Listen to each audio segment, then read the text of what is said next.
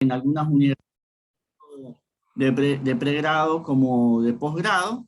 El día de hoy vamos a procurar hablar sobre las siguientes temáticas. Perdón un ratito. Hoy día sí no ha sido el día. Espérense un ratito porque esta no es la presentación. Esta es otra presentación parecida.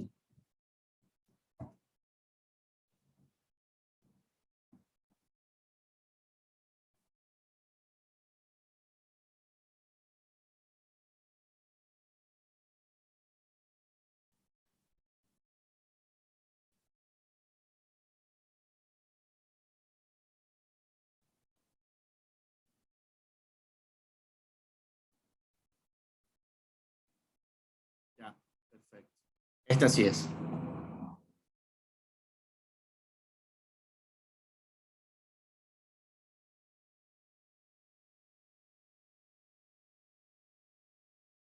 Bien, las temáticas que vamos a trabajar el día de hoy son las siguientes. Vamos a hablar un poquito sobre qué son y qué no son los primeros auxilios psicológicos, cuáles son las fases de una crisis, qué es la cinemática emocional, así como hay una cinemática durante el accidente, una cinemática de carácter físico, pues vamos a también procurar hablar sobre la cinemática emocional. Trataremos de abordar los protocolos de primeros auxilios psicológicos, algunos de esos protocolos, son muchos, y trataremos de ir terminando sobre la importancia del cuidado del cuidador. ¿Ok? Bien, el objetivo del taller, pues básicamente es que nosotros podamos desarrollar algunas habilidades y destrezas, más bien con un fuerte contenido teórico, no tan práctico por la virtualidad que estamos manejando, ya para saber el manejo adecuado de personas en situaciones de crisis. ¿Ok? Bueno, lo primero que nosotros tenemos que tener claro cuando hablamos de los primeros auxilios psicológicos, que es una temática en el Ecuador relativamente nueva, aunque realmente a nivel del mundo, más o menos desde la década del 60, se empieza a desarrollar toda esta temática, ¿no? Comienza hablándose de la psicoterapia breve, se habla de la psicología ambiental, desde la psicología ambiental se empieza a ver que el cambio climático, el impacto personas a nivel del mundo sobre este tipo de situaciones, ¿no? Las guerras, las pandemias, los desastres. Se empieza a trabajar sobre el tema de las crisis en el ser humano, entender qué tipo de crisis son las que nosotros vivimos, que todos los humanos estamos llamados a vivir situaciones críticas en algún momento. Básicamente, a lo largo del proceso psicoevolutivo, nosotros vamos a encontrar crisis normativas, o esperadas, y las famosas crisis paranormativas o no esperadas, ¿no? Pero todos los seres humanos vamos a vivir situaciones de crisis, y esos impactos o esas situaciones de crisis, dependiendo de un sinnúmero de elementos que ya los vamos a analizar, pues generan un tipo de respuesta más o menos ajustada.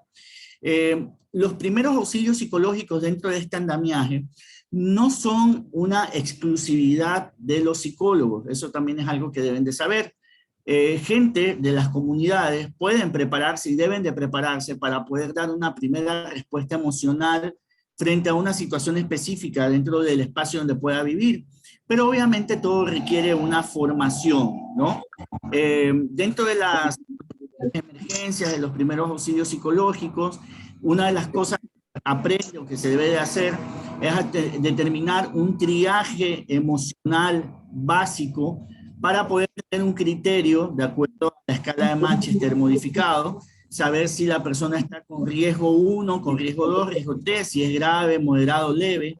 Dependiendo de ese nivel de gravedad, pues obviamente se tomarán algunas decisiones y recomendaciones para el cuidado de esta persona. El objetivo fundamental del primer auxilio psicológico básicamente es disminuir el nivel de ansiedad producto del impacto emocional, y por otro lado prevenir el desarrollo de cuadros psicopatológicos que en esta instancia no son todavía considerados como tal. Si me ayudan con el micrófono, alguien parece que lo tiene abierto. Entonces, esto del cuidado, evitar el tema de posibles desarrollos psicopatológicos, ¿no? Otra consideración también que hay que tener en cuenta con el tema del primer auxilio es que para que sea un primer auxilio emocional o un primer auxilio psicológico, deberá estar dentro de las primeras 72 horas de haber sucedido el evento. Posterior a las 72 horas, muy probablemente la persona ya habrá tenido una capacidad autorregulativa o habrá caído ya propiamente en un estancamiento emocional, en una crisis sostenida, y entonces ahí el primer auxilio psicológico ya no tiene tanta valía, sino que se convierte en otro tipo de intervenciones, que pueden ser intervenciones de psicoterapia breve, pueden ser intervenciones de terapia grupal, pueden ser intervenciones psicosociales, etcétera, etcétera, pero ya no se lo define como un primer auxilio psicológico como tal, ¿ya? ¿Cuáles son los objetivos o cuáles son los pasos a seguir para la asistencia emocional?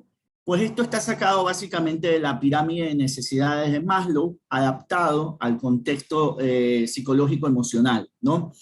Lo primero, y eso hay que saberlo, que no es que nos vamos a inventar o como algunas personas a veces por ahí yo escucho, hay gente que ahora anda vendiendo mucho el tema de los primeros auxilios psicológicos y como que es la panacea, como que es algo nuevo. Y yo siempre digo, no es nada nuevo, realmente es tomar conciencia de la psicología aplicada, ¿no? En situaciones de emergencia y desastre o en situaciones críticas, ¿ya? Y nosotros nos servimos de las herramientas psicoterapéuticas adaptadas a ese contexto fuera del consultorio tradicional, porque eso también es importante. El psicólogo que quiera dedicarse a hacer psicología de las emergencias tiene que tener un perfil mínimo necesario, una gran capacidad autorregulativa, un adecuado locus de control, debe de tener algunos prerequisitos, ¿no? En su estructura de personalidad. Por eso yo siempre digo, no todo el mundo puede hacer primer auxilio psicológico, no todo el mundo debe de hacer psicología de las emergencias, a veces hay mucha novelería en el tema, ¿ya? Y a veces podemos estar haciendo más daño que bien. Ha sido muy irresponsable a veces la academia y las mismas instituciones, cuando por ejemplo hemos tenido el 16A, cuando hemos tenido el tema del efecto pandémico y todo esto, claro que es una oportunidad para que el estudiante, para el formando, haga algún tipo de vinculación con la colectividad, para que pueda aplicar de alguna manera lo que ha venido aprendiendo en su formación. Pero ni siquiera psicólogos ya de años de experiencia que no cuenten con ese perfil mínimo necesario deberían de atreverse a hacer este tipo de situaciones. Es parte de nuestro código deontológico. Yo siempre suelo decir, por ejemplo, que a mí en lo particular no me desagradan los niños, pero yo en terapia no veo que tenga recursos adecuados para trabajar con niños. Pero me va bastante bien con adolescentes, con jóvenes, me gusta trabajar mucho los pacientes con TLP, me gusta trabajar mucho psicoterapia de trabajar un sinnúmero de otros elementos, de otros universos. Me encanta la psicología de las emergencias, que es donde me he especializado también, ¿no? Tanto a nivel de la maestría como la especialización. Pero no todo el mundo puede hacer todas las terapias, todas las psicologías, y de eso hay que ser consciente. Bueno que ustedes se formen, escuchen y tengan esta introducción, pero la primera alerta es determinar y decir a ciencia cierta si yo, como psicólogo, me veo haciendo esto. Cuando pasó como yo he sido una de las personas que ha estado empujando el tema de los primeros auxilios psicológicos desde que era estudiante, mi primera función en la primera semana después del 16A fue capacitar a mis colegas en primeros auxilios psicológicos para que puedan asistir a estos escenarios en el Ministerio de Salud Pública. Pero muchos de ellos mantenían el esquema cuadrado de la terapia psicológica en el consultorio y no tenían una adecuada capacidad adaptativa al lugar al que tenían que ir. Y entonces esperaban que en una situación de emergencias y desastres quisieran que se les pudiera facilitar un hotel 5 estrellas, que tuvieran desayuno, almuerzo y merienda, agüita, vinito, quesitos, no sé qué esperaban. Pero estamos hablando que estamos en una situación de emergencia donde la gente está sufriendo y donde nosotros no vamos a ir a comer bien, a la final está con hambre, por así decirlo, ¿no es cierto? O que pretender que me den una cama cuando todo el mundo está en carpas. Entonces, ese tipo de cosas son parte del proceso de adaptabilidad de una persona que quiere hacer primer auxilio psicológico, esa capacidad de adaptarse. Y muchas de las intervenciones que nosotros hacemos las hacemos fuera del escenario del escenario de privacidad de las cuatro paredes típicas del consultorio.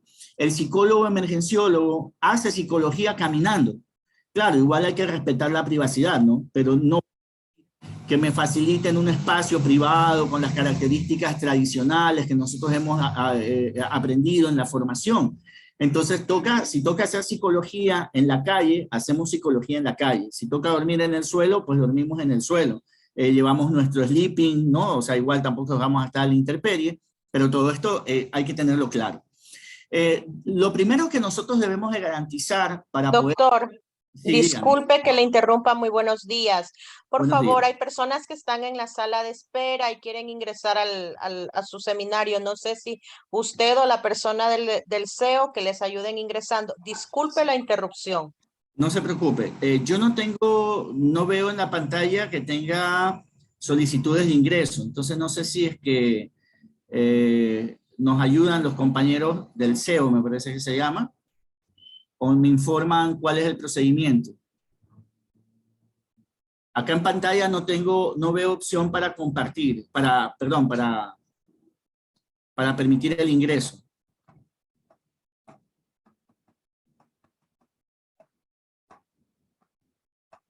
Compañeros, ¿me informan si es que tengo yo que hacer algo?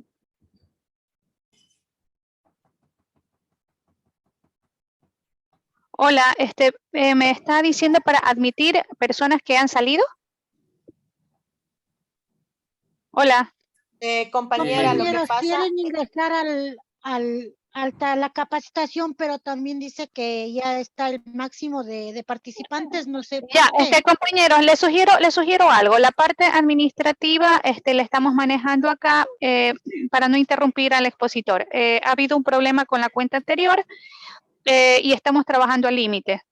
Por favor, se hace lo que se puede, por favor. Gracias por la comprensión. El SIGMaster, si puede continuar con su exposición. Gracias. Me parece que también lo iban a pasar por Facebook Live, en todo caso, o si después pueden cargar. Correcto.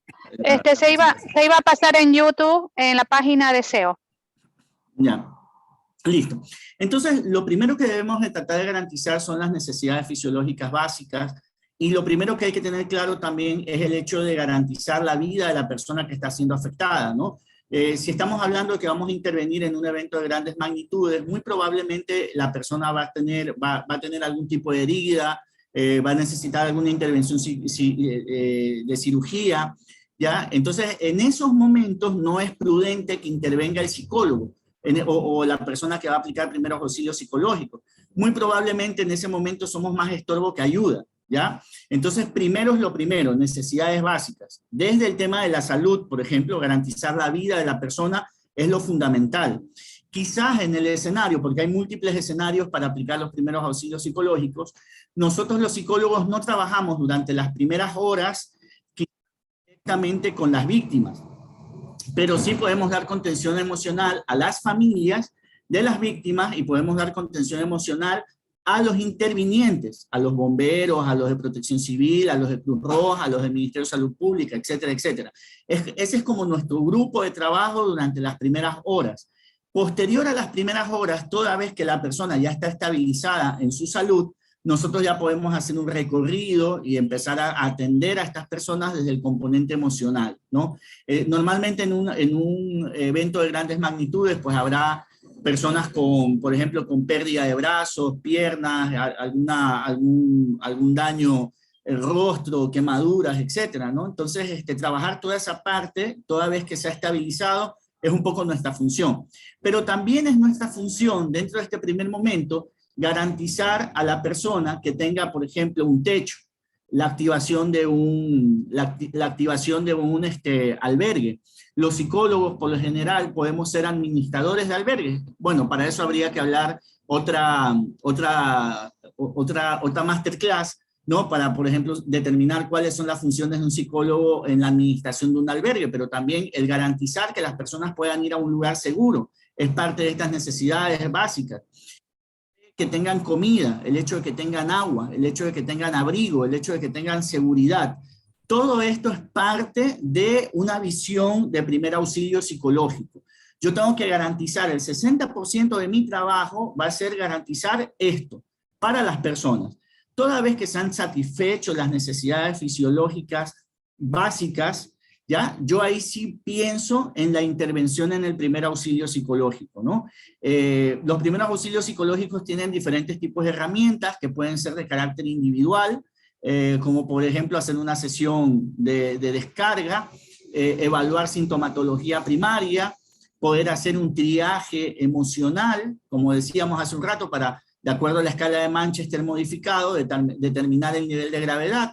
Si la persona tiene un nivel 1, que es grave, ¿no? Una persona que se la ve que está alterada en sus percepciones, en sus cogniciones, en sus emociones, entonces esa persona necesitará un acompañamiento especializado. Entonces se tendrá que derivar ahí sí clínico que comience con una intervención breve y posiblemente a una asistencia psiquiátrica para que haya psicofarmacología. Si está en un nivel 2, muy probablemente yo puedo trabajar con sesiones de debriefing, sesiones de fussing, sesiones de dolor y pérdida, ¿ya? Que son grupos de apoyo, básicamente, o grupos de descarga emocional. Y con eso normalmente una persona en nivel 2 se regula. Y una persona de nivel 3 que está con nivel leve, a veces solamente con psicoeducación, con una primera escucha, se le dan las orientaciones, se engancha y está bien, ¿no? Entonces eso se hace como primer auxilio psicológico. Más adelante, en el tiempo que dura la emergencia o la situación crítica, pues se establece el trabajo de apoyo psicosocial, que ahí vienen todas las intervenciones psicosociales habidas y por haber que se puedan hacer y que nosotros, creo yo, conocemos bastante bien, ¿no?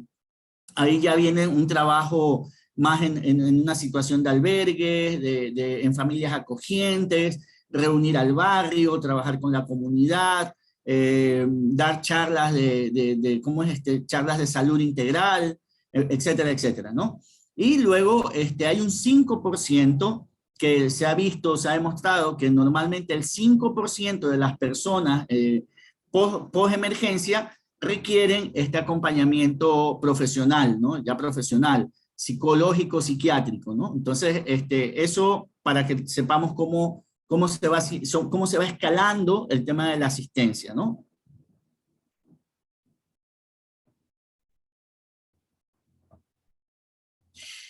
Bueno, hay que tener claro, hay que tener una diferenciación clara entre lo que es una crisis de angustia y una crisis de ansiedad, ¿ya?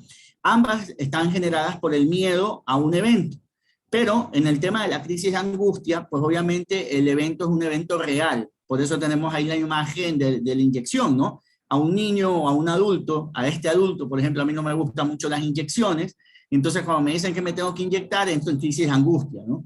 La angustia y la ansiedad a veces se la utiliza como símiles, la sintomatología es la misma, pero quién la origina y quién la causa es la diferencia. Entonces la crisis de angustia, que se origina por un miedo real existente, obviamente si me roban, si me asaltan, si está en riesgo mi vida por alguna situación, lo que me va a pasar es que tenga una crisis de angustia, voy a responder con angustia, ¿ya? Pero si en cambio después del robo, por ejemplo, ya ha pasado varios días, paso por el mismo lugar donde me asaltaron y empiezo a sudar, empiezo a ponerme nervioso, empiezo a tener ideas intrusivas, entonces ya ahí ya no estamos hablando de una crisis de angustia, sino de una crisis de ansiedad.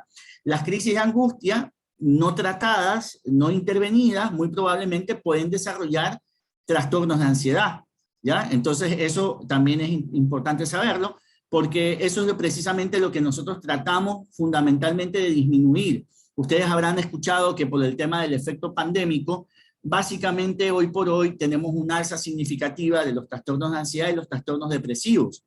Ya la OPS-OMS había establecido que la década del 2020 iba a ser la década de la ansiedad y la depresión. Ya lo había dicho, antes de la pandemia. Ahora, súmele a eso la pandemia. Entonces, yo hoy por hoy, en mi práctica privada, porque para el Ministerio de Salud Pública yo soy administrativo, trabajo en la parte administrativa de política pública, pero en la práctica privada, que siempre es importante mantenerla para no oxidarnos con la clínica, pues en la práctica privada el 80-90% de los pacientes que estoy atendiendo al momento son por trastornos de ansiedad, por trastornos depresivos y por trastornos mixtos de ansiedad y depresión. Entonces eso cómo la pandemia ha incidido en esta situación. Aquí tenemos una definición de lo que se entiende por primer auxilio psicológico. Dice que los primeros auxilios psicológicos están diseñados para reducir a corto plazo la angustia o la alteración emocional producida por un desencadenante al tiempo que evitan que se desarrolle psicopatologías. Esto es una definición de la Federación Internacional de la Cruz Roja en uno de sus textos en el año 2008. Entonces, es básicamente lo que les he mencionado. Hacia allá va orientado un poco el trabajo que hace un interventor en primer auxilio psicológico. Disminuir la angustia y evitar la psicopatología. Son los dos objetivos básicos. Hemos hablado un poco sobre el tema de las crisis, de la crisis como tal. Los seres humanos vivimos situaciones críticas. Una crisis, dice, es un estado temporal de trastorno que se caracteriza por una desorganización reflejada en una incapacidad para enfrentar la situación adversa que se está viviendo, manejar adecuadamente las emociones, enfocar el pensamiento y la conducta en resolver el problema. Normalmente una persona que entra en un estado de shock por una crisis, por una situación crítica, una de las primeras respuestas es el estancamiento emocional, el estancamiento cognitivo, ¿no? La incapacidad para poder tomar decisiones de manera adecuada. Entonces, una de las funciones dentro de esto es poderlo sacar o ayudarle a sacar a la persona de este estancamiento, volviéndolo a la cotidianidad, ¿no? O sea, mientras más rápido la persona pueda volver a lo cotidiano, al día a día, va a ser muchísimo mejor, es un signo de salud. Las comunidades en sí mismo, ¿ya? Un ejemplo de salud comunitaria, salud mental comunitaria, es lograr que las comunidades retomen lo cotidiano, que salgan a trabajar, que se puedan alimentar, que tengan una vida dentro de las circunstancias lo más normalizado posible. ¿Ya? La respuesta emocional frente a una crisis, y eso también hay que ser muy finos.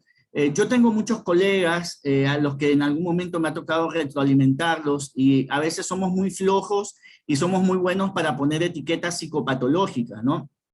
Y casi siempre nosotros, cuando yo he escuchado a algunos colegas que los entrevistan, ¿no? Es que hay que cuidar el trastorno por estrés postraumático, ¿no? Y suena muy bonito, pero yo soy muy reacio al tema del trastorno por estrés postraumático. De hecho, no existen estudios de psicología basada en evidencia que ratifiquen el hecho de la presencia del trastorno por estrés postraumático posterior a los 6 meses. Aquí en el Ecuador todavía ni quien les habla, alguien ha hecho un estudio de esa magnitud y sería interesante quizás que la academia trate de hacer un estudio para ver si es verdad que después de los 6 meses, cuál es el porcentaje de prevalencia del estrés, por ejemplo. Y mucha gente habla del estrés postraumático. Dice, no, es que la gente está con estrés postraumático, pero a ver, el criterio para que tú digas que hay estrés postraumático es que los síntomas se mantengan más de 6 meses, o sea, después de los 6 meses. La gente suelta mucho esto a veces. O se habla de la ansiedad o de la depresión como trastorno, cuando lo normal es que haya situaciones de angustia y existan situaciones de tristeza, de dolor, de pérdida, ¿no? Que es lo normal. De la misma manera, para que sea un trastorno, tiene que ser evaluada la sintomatología 6 meses después. Entonces, tenemos que tener mucho cuidado en ese sentido para no hacer subregistros y para no alimentar la falsa percepción de la crisis. Por lo general, después de una situación crítica, las comunidades, las personas tienen resiliencia y capacidad autorregulativa. Y si uno trabaja con la ciudadanía en desarrollar estos elementos de resiliencia, pues de mejor manera. Vamos aprendiendo y vamos a sufrir menos impacto, pero nunca nadie va a quedarse sin un sufrimiento de menor o mayor grado. Lo que no se quiere es que sea algo desbordado. ¿Ok? Aquí tenemos algunas fases que se dan cuando hay un evento crítico, ¿ya? Y que hay que tenerlas en cuenta a la hora de poder o saber intervenir, para saber identificar en qué fase se encuentra la persona. Primero, la crisis es producto de un evento precipitante, ¿no? Cuando es una crisis paranormativa.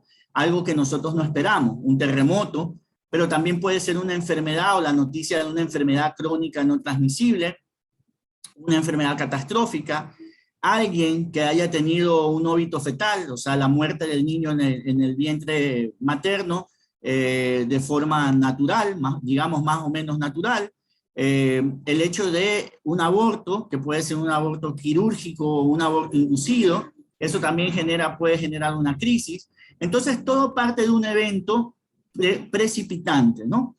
Luego de ese evento precipitante, la persona va a tener una respuesta desorganizada.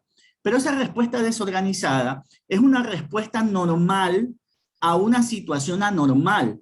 Por eso hay que tener mucho cuidado para no etiquetarlo dentro de un cuadro psicopatológico, ¿ya? A veces podemos escuchar nombres muy bonitos, muy científicos, muy técnicos, pero muy... Entonces, acá nosotros tenemos que trabajar desde la alteración de la conducta, que no es psicopatológica. Y lo que queremos es evitar que caiga en una psicopatología, ¿ya? Entonces, la respuesta desorganizada va a ser una respuesta normal a una situación anormal.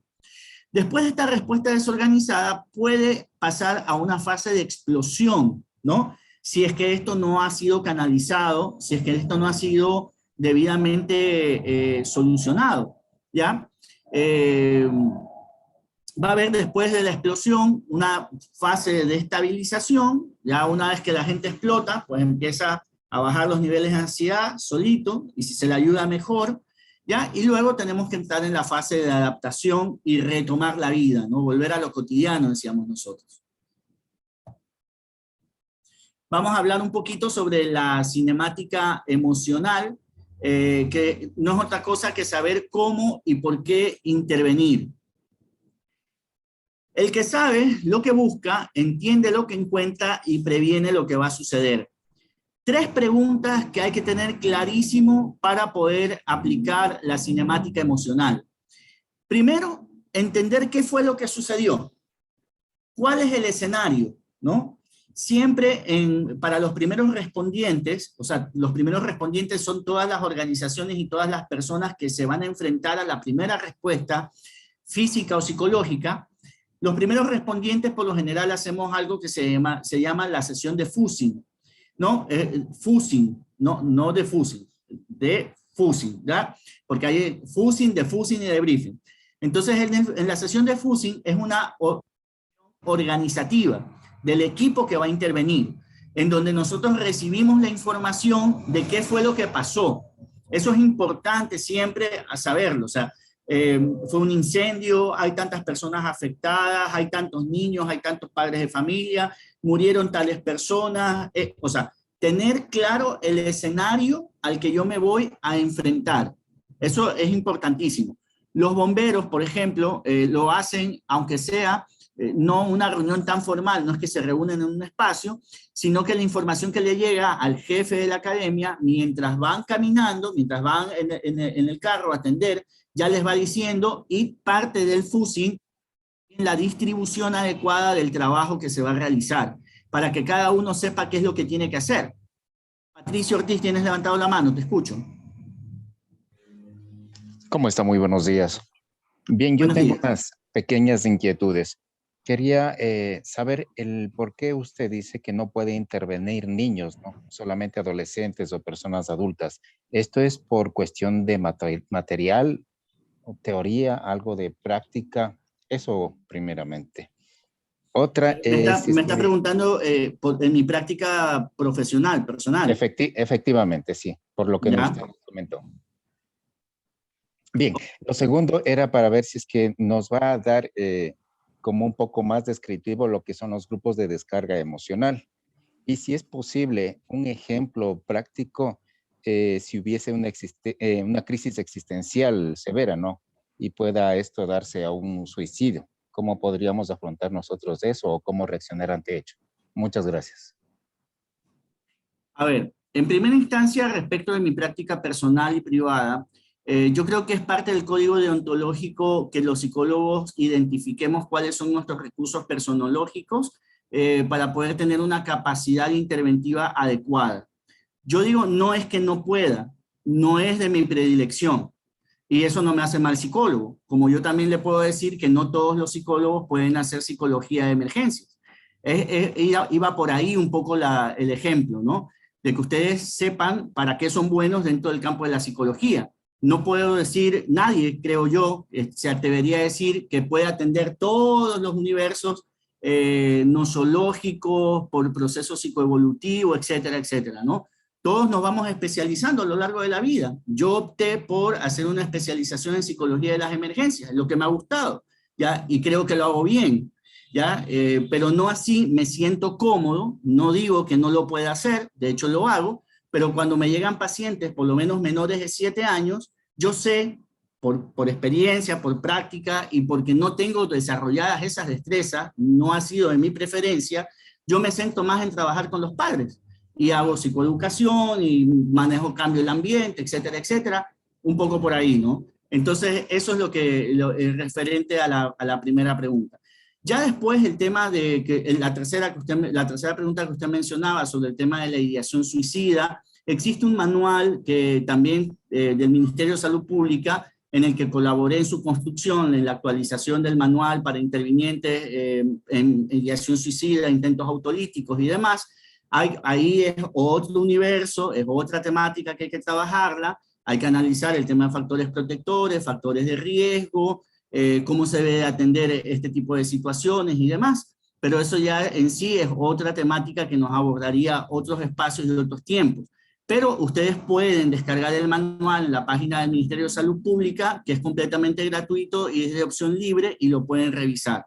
Y en cuanto al tema de, no sé si me dice sobre lo descriptivo, si es que usted lo que quiere es un material de apoyo respecto de las técnicas del defusing, debriefing que hemos estado mencionando. Sobre eso no tendría inconvenientes, no es material mío específicamente, es material abierto que existe de diferentes plataformas en donde se hace referencia a cómo debe de intervenir con estos manuales y estos protocolos. Muchos de ellos son tomados de la Cruz Roja Internacional, otros de la OPS-OMS y otros algunos intentos de compañeros a nivel latinoamericano en la creación de estos protocolos de actuación.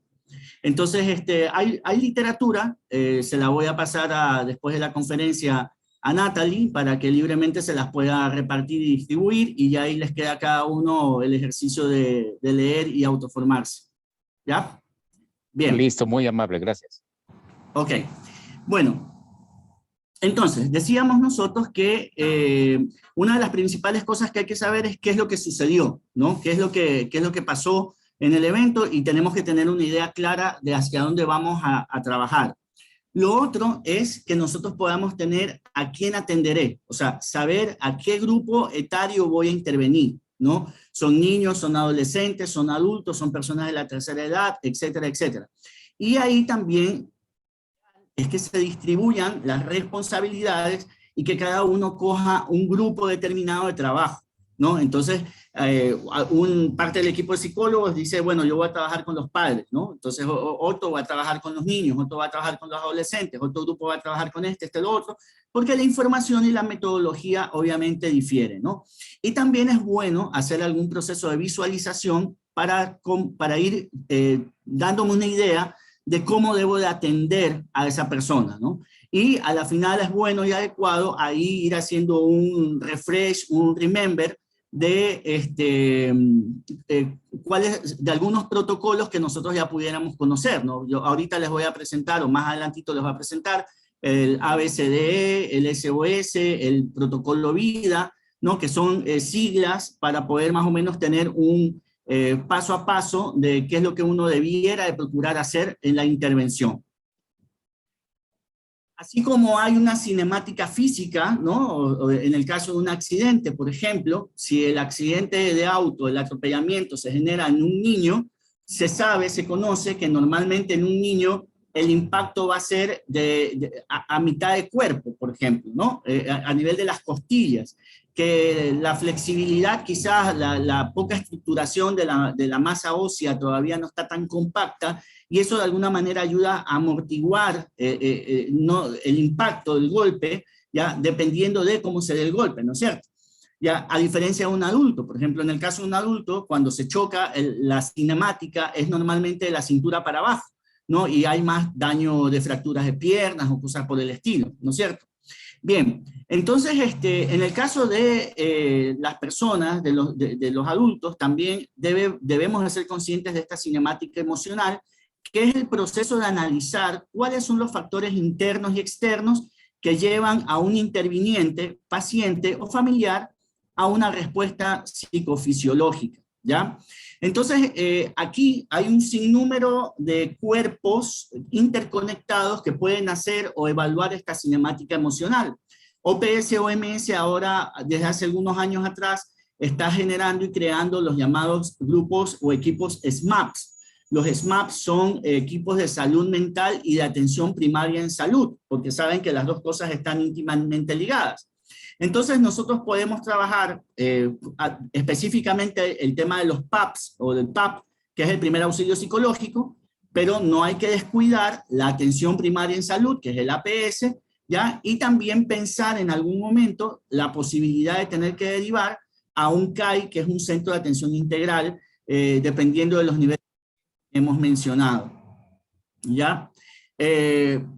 Hay un sinnúmero de circunstancias que se dan tanto con la víctima como por las familias, ¿no? A veces en los familiares se presenta esto de la culpa, ¿no? El sentimiento de culpa. Si alguien murió en el terremoto y no fui yo, ¿no? Entonces, ¿por qué no me morí yo? ¿Por qué le pasó a él y no a mí? ¿Ya? Entonces, esos son diferentes tipos de víctimas que se pueden generar durante una situación crítica. ¿A quién vamos a atender? Pues el universo es amplio, las causas son amplias, ahí hay solamente una muestrita de cuáles son las circunstancias en las cuales nosotros podemos aplicar los primeros auxilios psicológicos, procesos de tristeza o de duelo, el tema del moving, xenofobia, desastres naturales, violencia basada en género, embarazos en adolescentes, el tema de la abstinencia, abuso sexual, ¿no? Y todo esto. Entonces, se ha sacado también ahora el Ministerio de Salud Pública recientemente actualizó un protocolo de primer auxilio psicológico para la violencia basada en género, ¿no? Y ahora también por el tema carcelario se han tratado de crear algunos lineamientos para poder hacer intervención en estas circunstancias. Ahí se han tratado de hacer algunas adaptaciones de lo que se llama el sistema de comando de incidentes, que es una forma organizada de intervenir en este tipo de emergencias, y lo hemos tratado de adaptar a la salud mental, ¿no? Por ejemplo, un psicólogo en una situación carcelaria como esta, nosotros no ingresamos directamente a lo que se denomina la zona caliente, ¿no? La zona caliente es la zona del evento. Entonces, en la zona caliente solamente ingresa la gente que tiene la capacidad de resolver lo que está pasando en la zona caliente. Ahí puede ser que entren policía, militares, establecer el nivel de seguridad, que la zona caliente pase a tibia y luego a fría. La zona tibia, por lo general, está, dependiendo del espacio, se sugiere entre 200 a 500 metros a la redonda, alejados de la estructura donde se genera la zona caliente, y en la zona tibia, pues están esperando a ser activados los recursos para el ingreso. Muy probablemente en la zona tibia vamos a encontrar ahí sí a la Cruz Roja, ¿no? O a la atención prehospitalaria, las ambulancias, los cuerpos de bomberos, etc. Y luego tenemos la zona fría, que es donde se ubica el puesto de mando unificado, donde está quien lidera la emergencia, donde estarán posiblemente los psicólogos en emergencia, que toda vez que sean sacadas las víctimas, se haga una evaluación y se pueda dar algún tipo de contingencia en un nivel de seguridad.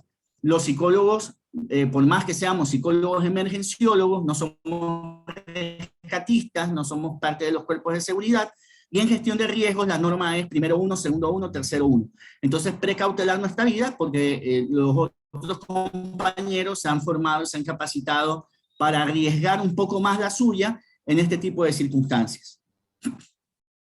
Los procesos de intervención que ya nosotros mencionábamos hace un rato, existen procesos psicológicos básicos que están dados por los primeros auxilios psicológicos, la atención primaria en salud, las medidas de cuidado y autocuidado, interviene también la atención prehospitalaria, que puede ser netamente prehospitalaria o que busque un internamiento en una casa de salud, dependiendo del nivel de afectación. Y luego tenemos los procesos psicológicos avanzados que tienen que ver con la psicoterapia, no propiamente dicha, que por lo general será enfocada a la psicoterapia breve. Melina Macías, ¿tienes una pregunta? Buenos días, máster. ¿Sí me escucha? Le escucho bastante bien. Ya. Yo quisiera saber cuál sería el procedimiento, cómo podríamos ayudar a alguien que se encuentre en una etapa de duelo. Ya mismito vamos a hablar de los 6. Lo que pasa es que, bueno, chévere que haya surjan estas dudas y estas preguntas, ¿no? Pero cada una de sus preguntas es un universo, ¿ya? Sí está considerado en la charla del día de hoy hablar de los 6 pasos para el manejo de malas noticias en el duelo de Buchmann. Ya mismo vamos a hablar sobre ese tema.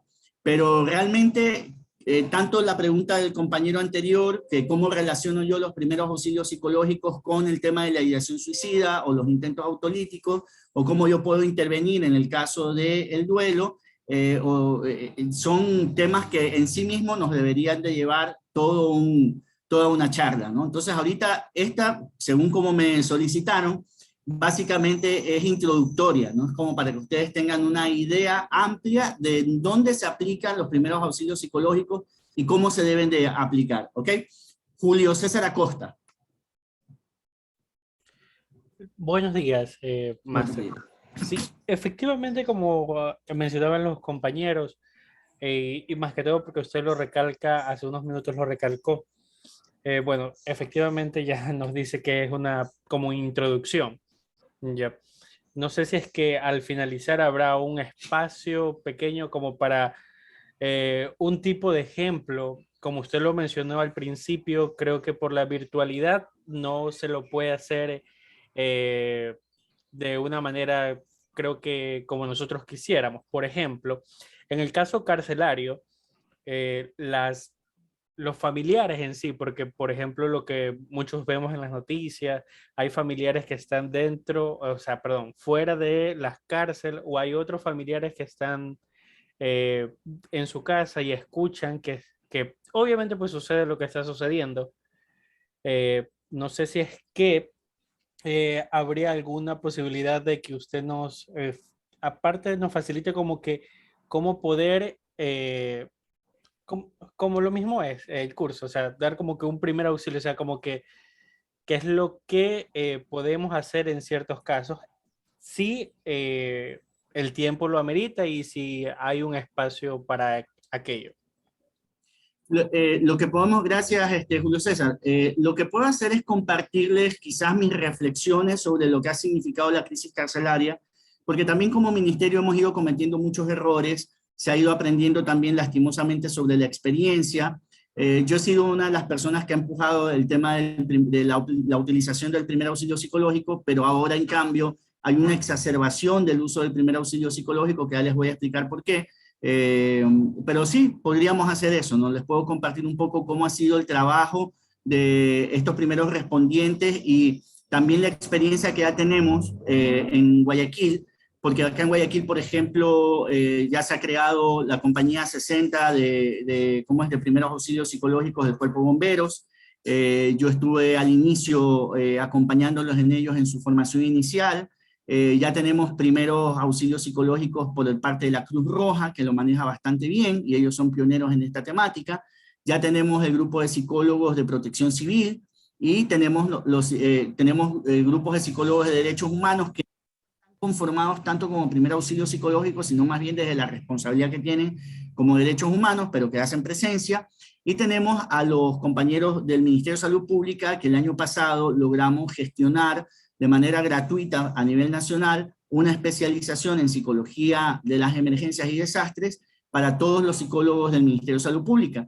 Y que realmente a mí me da mucho gusto que a raíz de esta especialización, de esta formación que tuvieron y los eventos que hemos tenido que enfrentar, muchos ya manejan un lenguaje, una terminología, saben qué es lo que tienen que hacer. Entonces, hacia el final les voy a compartir estas reflexiones a manera de ejemplo, y espero que con eso también les nutra un poco más la utilidad de esta herramienta. ¿Ok? Bien, seguimos.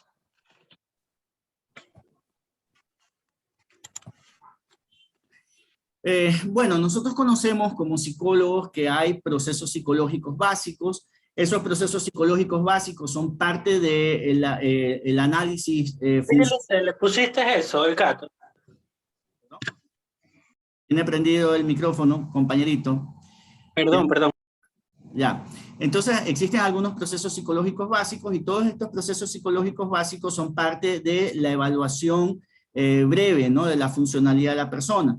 Ver si no existe a la final alteración en sus sensaciones, ver si no existe alteración en sus percepciones, ver si hay una atención distribuida, focalizada o cómo es, o este estancamiento atencional, emocional, ¿no? Y evaluar un poco el tema de la memoria, ¿no? La memoria corto, mediano, largo plazo. Tenemos nosotros también que hablar o que tener claro cuáles son los niveles de afectación o los niveles de víctima que nosotros vamos a poder encontrar. Entonces, obviamente tenemos las víctimas de primer grado, estas víctimas de primer grado que son las que sufren el impacto directo de la emergencia, que genera o que tiene daño físico o que puede tener daño psicológico o que puede tener ambos, pero es la persona que recibe el impacto de manera directa. Luego tenemos las víctimas de segundo grado, que son familiares y amigos de la víctima, que normalmente a ese grupo casi siempre es el primero que nosotros vamos a intervenir, porque la persona que está afectada fundamentalmente de manera física, pues se encarga el médico de atender, garantizamos la salud, y mientras se va operando, mientras se va haciendo lo que se tiene que hacer, nosotros estamos trabajando con las personas, ¿no? con la familia. Identificar a las personas que van a estar más paraditas, ¿no? Todo el mundo se va a desmoronar, pero siempre hay alguien que tiene una mayor capacidad autorregulativa y esa persona puede en un momento servirnos para acompañar en el tema de las malas noticias, por ejemplo. Yo recuerdo que en algún momento, bueno, en algunos momentos me ha tocado trabajar en la parte hospitalaria cuando alguien, ha perdido un miembro por un accidente, un brazo, una pierna.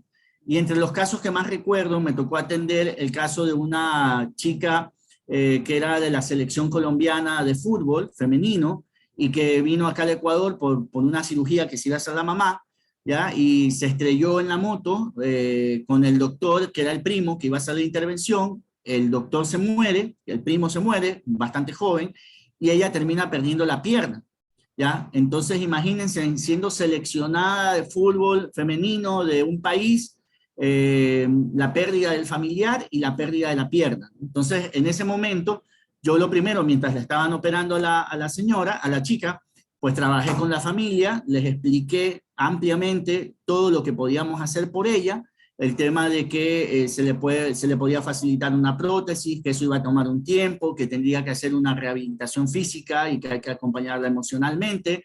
O sea, eso ya era un primer auxilio psicológico, darle toda esta información y satisfacer todas las necesidades frente a lo que venía. Y obviamente indicarles que necesitaba que alguien me acompañara en el tema de dar las malas noticias, que tampoco lo iba a dar yo, porque esa es otra situación también que hay que sacarnos de la cabeza. El psicólogo no es portador de malas noticias, no es una obligatoriedad del psicólogo dar malas noticias. Quien da las malas noticias y quien tiene que educarse y que podemos educarle es al profesional de la salud, es al médico tratante. Es el médico tratante el que tiene que dar la mala noticia y el psicólogo trabaja sobre la contingencia emocional, es decir, dependiendo de la respuesta que tenga la persona, ya es que nosotros trabajamos, pero no es no es nuestra responsabilidad directa. Ahora, hay situaciones y situaciones. Por ejemplo, si es un evento grande y obviamente los médicos están saturados tratando de salvar vidas, pues muy probablemente quien tenga que dar las malas noticias vaya a ser el psicólogo. Esa puede ser una de nuestras funciones también, ¿no? Y bueno, con este ejemplo que les daba, nosotros identificamos a una persona que estaba, identificamos a un familiar que era la tía, que estaba un poquito más fuerte, y con ella ingresamos, ¿no? Y entonces el médico le dio las noticias de lo que había pasado, cuando ya se le pasó el efecto de la anestesia. A mí me tocó acompañarla y mostrarle visualmente el hecho de que la pierna ya no estaba, para evitar el tema del dolor del miembro fantasma, aunque puede mantenerse, pero es el hecho del ajuste, ¿no? Recibo la noticia, sé que ya no tengo la pierna, un mecanismo de la gente que pierde algún miembro, sabe que ha pasado algo, pero no lo quiere confrontar, entonces se tapa, ¿no? Se tapa y no quiere destaparse, entonces uno le indica que tiene que hacerlo, o le ayuda a hacerlo, y entonces el ver la ausencia ya le va permitiendo tener un ajuste respecto de esta situación, ¿no? Y obviamente va a caer en llanto, entra en crisis, ahí es donde entra el familiar para dar la contención, el abrazo, ya que no necesariamente, que no es usual que lo haga el interviniente propiamente dicho, ¿no? Solo en el caso de que no haya un familiar, una red de apoyo social acompañando, a la final uno tiene que dar un abrazo de contención, que es un abrazo de lado, no es el abrazo del enamorado, ¿no? Sino es contener, ¿ya?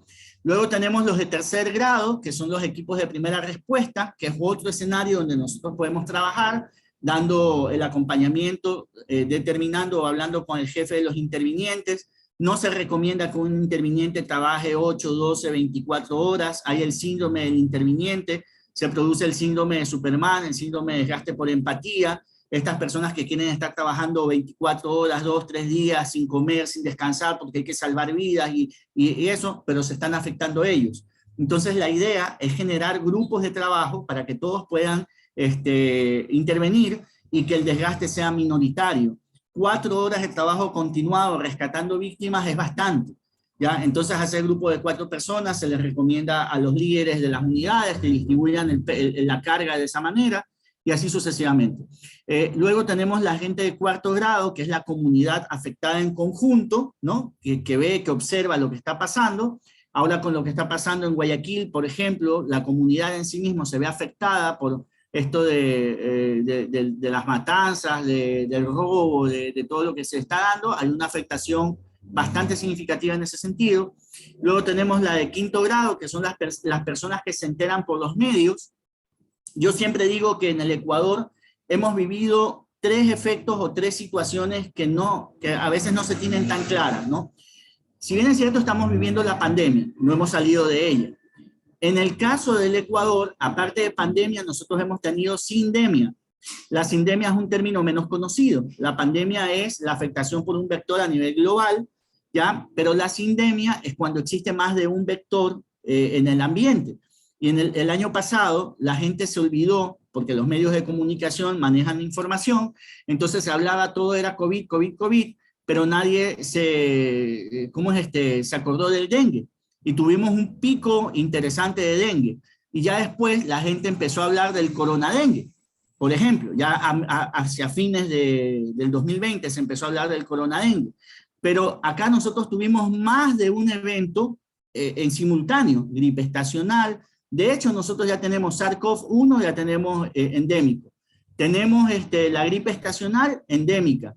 Tenemos dengue endémico. Tenemos chikungunya endémico. Y ahora tenemos el SARS-CoV-2, que nos guste o no nos guste, es endémico ya. O sea, lo vamos a tener, ya el SARS-CoV vino para quedarse, no se va a eliminar, ¿ya? Entonces, cuando ahora nosotros tengamos gripe, no vamos a saber si es gripe por COVID-1, por COVID-2, por esto, por lo otro, cualquier gripe mismo será la que vamos a tener, ¿ya? Porque hay diferentes variantes. Entonces, tenemos la pandemia, tenemos la sindemia, y tenemos un mal gravísimo que nosotros como psicólogos debemos de aprender a romper y educarnos para educar, que es la infodemia. La infodemia, el mal manejo de la información.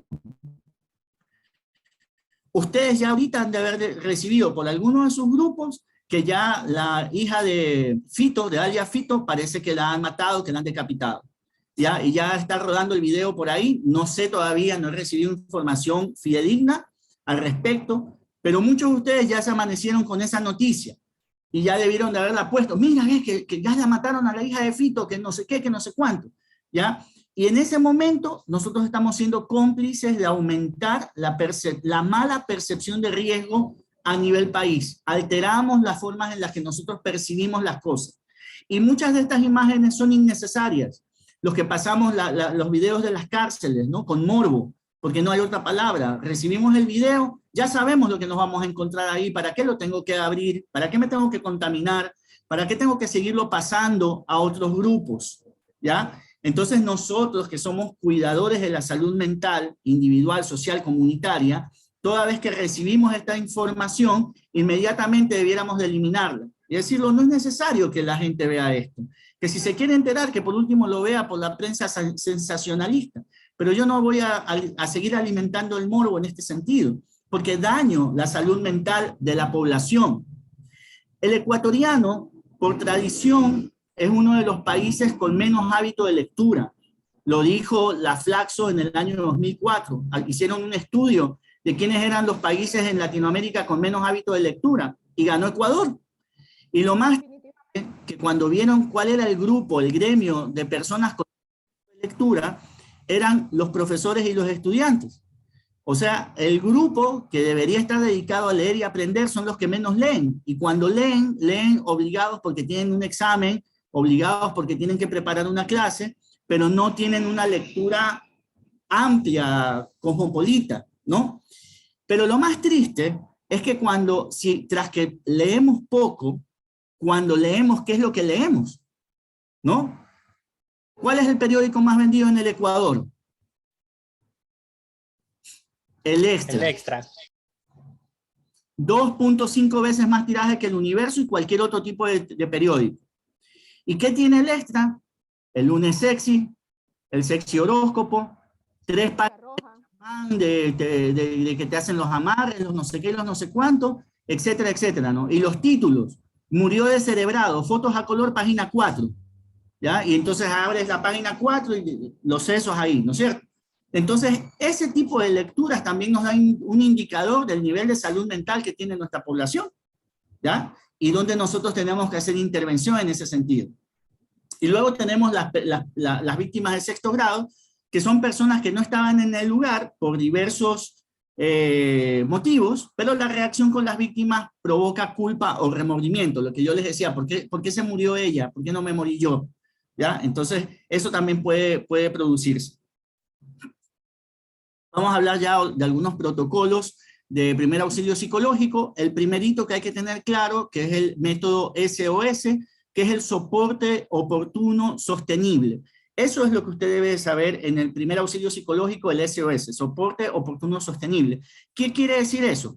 Que usted tiene que garantizar en la primera atención de esa persona, que esa persona tenga una mejora significativa de su estado emocional, que haya satisfecho sus necesidades básicas, que usted le haya podido brindar un vasito de agua, que le haya podido poner una mantita si estaba haciendo frío, que lo haya podido ubicar en un lugar seguro, y que usted termina su atención toda vez que lo deja canalizado con la red de apoyo, sea la que sea. Si usted lo recibe, primeramente, porque aparentemente si se hace el triaje en un accidente, ¿no? Se hace el triaje no modificado, sino el triaje de Manchester, el triaje médico, ¿no? Para ver cuáles son las víctimas, el nivel de atención de las víctimas, y nos ponen las víctimas con menos daño, los que están con código verde, o sea que por ahí están medios magulladitos, medios golpeaditos, pero pueden caminar, etcétera. Entonces ahí yo puedo acompañar a estas víctimas que aparentemente no están en riesgo de vida y que van a ser en orden, van a ser las terceras en orden de atención, ¿ya? Y cuando ya viene el médico que se ha desocupado de atender a los graves, entonces ahí termina mi labor, ¿ya? Entonces yo ya sostuve la atención hasta que se la pasé al siguiente, al médico o al trabajador social, ¿ya? Por ejemplo, en el caso de las cárceles, ¿no? Nosotros cumplíamos nuestra función de primer auxilio psicológico toda vez que se había dado la contención y que se dejaba al familiar canalizando con los trabajadores sociales o con derechos humanos para el trámite ¿cómo se llama? Del retiro del cadáver y del traslado ya del cadáver a la funeraria, ¿no? Entonces, ahí nosotros hacíamos un soporte oportuno sostenible. Acompañábamos hasta donde le tocaba, hasta pasar la posta, por así decirlo, ¿no? Yo hago lo que tengo que hacer, sé que tengo que activar una red de apoyo, toda vez que se lo pasa al siguiente en la red de apoyo, yo cumplí con el sostenimiento de mi servicio, de mi atención. Es importante, bueno, dentro del soporte oportuno sostenido, tener en cuenta siempre el lenguaje verbal, el lenguaje no verbal, ¿no? Esto yo creo que todos lo manejamos bastante bien. Debemos de saber cuál es el lenguaje o el mensaje, el carácter connotativo, denotativo de las palabras. Cuando yo le pregunto a una persona, ¿cómo estás? Y me dice, estoy bien, y lo vemos ahí con los brazos encogidos, ¿no? Los hombros encogidos, las manos metidas en el pantalón, las microexpresiones del rostro, ¿no? Se lo ve que está mal. Te puede decir que está bien, pero lo estamos viendo que está mal. Entonces ahí eso me llama a mí a dar algún tipo de atención. Hay que estar muy pendientes de que en este shock emocional, normalmente la persona la vamos a encontrar con un entumecimiento psíquico y en un entumecimiento físico, muy probablemente. Depende de la carga temperamental que tenga. Más aún si tiene una carga temperamental introvertida, esa persona se va a encontrar rígida, mirando al infinito más allá, muy probablemente moviéndose de forma estereotipada. Entonces nosotros sabemos que ahí hay que actuar, que hay que intervenir. Por otro lado, puede ser una persona con una carga temperamental extrovertida, que lo vemos que está más bien con inquietud motora, que ese es otro tipo de respuesta, que se mueve para un lado, que se mueve para el otro. A ese hay que canalizarlo, hay que ponerle a hacer algo, ¿ya? Para que la atención se vuelva focalizada y no esté distribuida. ¿Ok? Bueno, tenemos también este protocolo de primer auxilio psicológico, que es el protocolo ABCDE. Aquí está puesto solamente por pedagogía la B de burro, ¿no? Pero realmente el protocolo es con la otra B, que ya lo vamos a ver ahorita, con la B de vaca. ¿Ya? Así es realmente el ABCDE, sino que se lo pone con la otra B para que se relacione más la secuencia y poderlo memorizar, ¿no? Como un ejercicio anémico. Entonces, el ABCDE, ¿en qué consiste? Consiste en activar la escucha empática. Ser empáticos tiene pros y contras. Y el interviniente puede desarrollar el síndrome de desgaste por empatía. Hay que tener mucho cuidado con esto, ¿ya? Vamos a hablar, espero yo que alcancemos a hablar brevemente sobre las técnicas de cuidado y autocuidado, pero los que hacemos psicología en emergencias tenemos que ser muy sensibles a cómo es nuestra respuesta psicofisiológica. Estar atentos de que si estamos durmiendo lo suficiente, si estamos durmiendo bien, que el insomnio normalmente es el primer indicador de irritación del sistema nervioso central y que esto pues, es precursor de alguna situación crítica y de trastorno. Dígame, Melina Macías. Máster, por ejemplo, la empatía, ¿qué vendría a ver? ¿En qué forma vendría a ser negativa? Ya. Bueno, hay que entender bien lo que es la empatía. La empatía significa ponernos en el lugar del otro, pero activar esta escucha empática significa el hecho de poderte conectar, de poner toda tu predisposición, toda tu atención, todos tus sentidos en la necesidad de la persona y en poder entender qué es lo que esa persona realmente necesita, qué es lo que está detrás de lo que verbaliza, qué es lo que está detrás de lo que hace. Hacia eso hace referencia la escucha empática. Ahora, en las relaciones interpersonales existen 3 momentos, ¿ya? Que uno debe conocer para podernos llevar más o menos bien, ¿no? El primer momento que es entender al otro.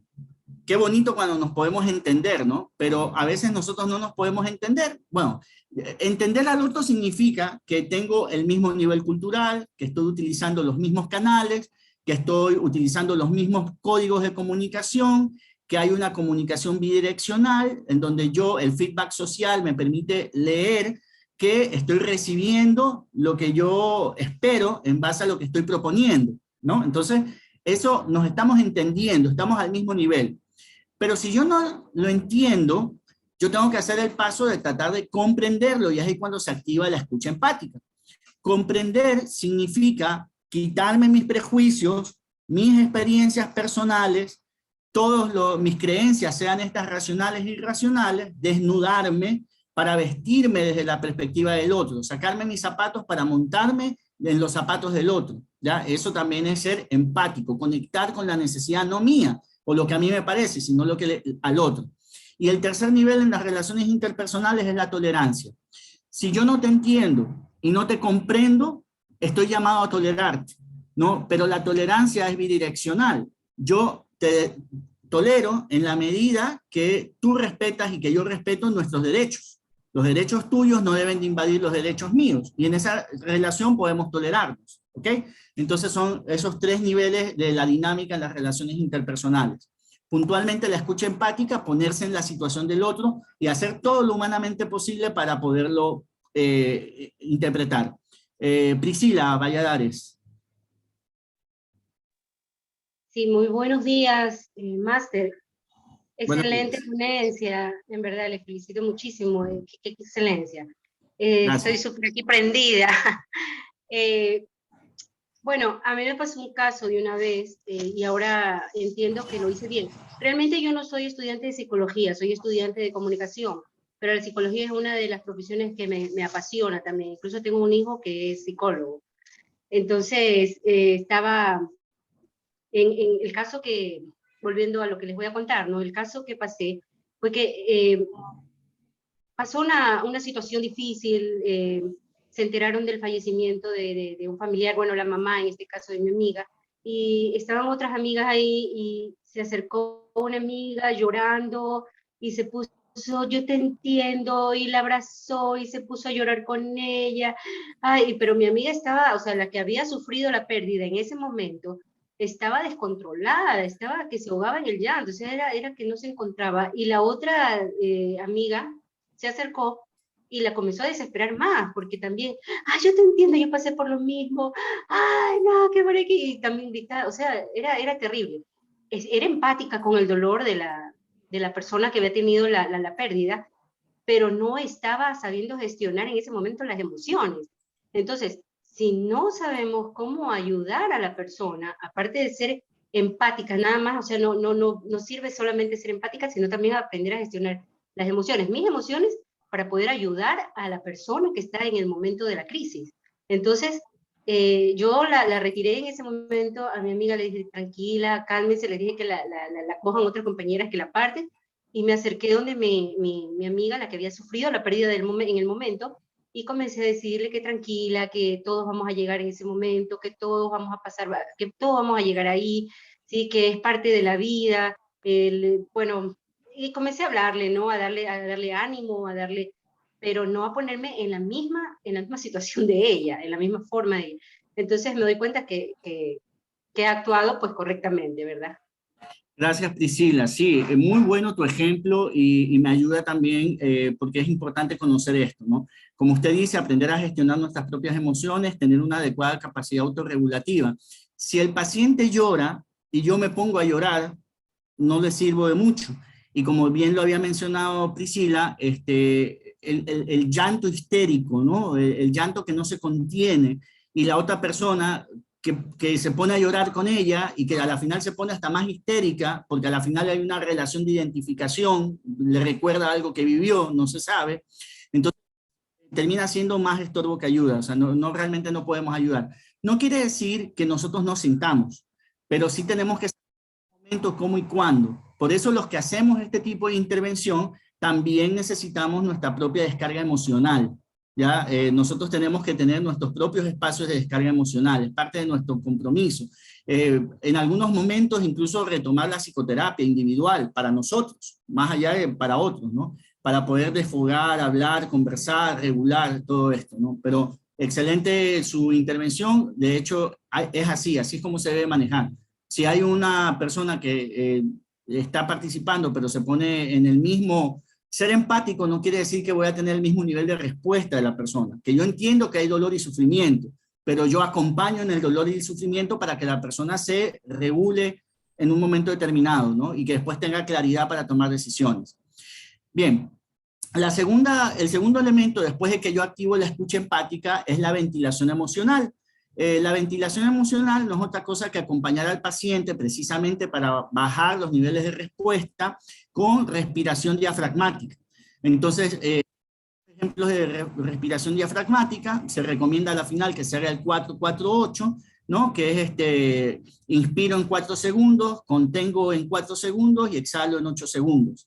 Es importante que cuando la persona esté en shock, o como el ejemplo que dice Priscila, yo le puedo tomarle las manos a la persona, decirle que me observe, que me mire, por favor, mírame a los ojos, vas a trabajar conmigo, quiero que sepas que yo estoy aquí para ti, quiero que empieces a respirar lenta y profundamente al mismo ritmo que yo, ¿no? Vamos a hacerlo. Entonces, inhala. Vamos, muy bien, contén. Ahora sí, vamos a exhalar. Exhala lento, despacio, como que estuvieras inflando un globo. Bota todo, ¿no? Entonces, ese mismo ejercicio de respiración consciente permite la atención focalizada, permite que la arritmia sinusual, la respuesta psicofisiológica se empiece a regular y muy probablemente la persona se empiece a calmar. Ahora, hay que tomar en cuenta lo siguiente. No necesariamente con la ventilación emocional o la respiración diafragmática se resuelve el problema. Lo único que estamos tratando de hacer es autorregulación. Pero si nosotros vemos que esto no funciona en un tiempo de 10 minutos, en un tiempo de 15 minutos, yo diría no más de 15 minutos, muy probablemente ahí va a necesitar esta persona medicación, una sedación, ¿ya? Entonces, si en unos 10 minutos, 15 minutos, usted no logra a la persona con los ejercicios, técnicas de primer auxilio psicológico, bajar el nivel de intensidad, de regulación frente a este estado explosivo, entonces piense en la medicación, piense en la sedación, ¿no? Bueno, luego, toda vez que la persona ha bajado el nivel de intensidad, se le puede escuchar mejor, va a tener las ideas más claras, le va a decir un sinnúmero de circunstancias que necesita y uno le ayuda a realizar las necesidades. A ver, vamos a ver qué sí se puede hacer ahorita, qué no se puede hacer en este momento, qué dejamos para después y así sucesivamente, ¿no? Luego que hemos categorizado las necesidades, se hace una desviación a las redes de apoyo existentes. Para esto, lo ideal es que nosotros ya tengamos un mapeo de actores previamente establecido, saber qué tipo de instituciones hacen qué cosas en estos espacios, identificar a los líderes de estas instituciones, tener un grupo WhatsApp, que ahora tenemos más grupos, pero instituciones como por ejemplo la OIN, que tiene que ver con los migrantes, Hayas, que también tiene que ver con migración, alguna ONG local, como en el caso acá de Guayaquil, Corporación Hogar de Cristo, en fin, tener estos actores claves en donde yo puedo activarle a él las cosas que yo no voy a poder mejorar, que yo no le voy a poder solucionar. Yo le voy a solucionar ciertas cosas, pero no le voy a solucionar todas, y no le puedo generar falsas expectativas tampoco. Entonces debo de ya tener una base de actores claves con los cuales yo puedo llamar y decir, mira, a ver, tengo ahora con el tema de la migración, ¿no? Detectamos a este pacientito que es venezolano, no tiene documentación, entonces hablo con el del SRI, no con el de, perdón, SRI, no con el de, ¿cómo se llama? Los que sacan la cédula, los del registro civil. Entonces, mira, te voy a derivar a este pacientito, por favor, para que le ayude sacando la cédula, ¿no? Y entonces va y la sacan y toda la cosa. Bueno, entonces, y luego siempre debemos de terminar con educación, con psicoeducación, y una consigna que se la utiliza en terapia, como se la utiliza en un primer auxilio psicológico, es que ninguno de nuestros pacientes se vaya peor que como cuando llegó. Usted tiene que haber garantizado al término de su intervención que la persona esté mucho más tranquila, mucho más relajada y mejor orientada que como cuando usted inició la intervención. Bien, a ver. Lisette, dígame, Lisette Saquinal, no leo todo su apellido. Buenos días, máster, y con todos los presentes. Primeramente, disculpe por la cámara que no la tengo encendida. No se preocupe. Sí, muy interesante sus clases y da el caso de que sí, yo sigo la carrera de trabajo social y me llamó mucho la atención lo que son primeros auxilios psicológicos. Se escucha lo que es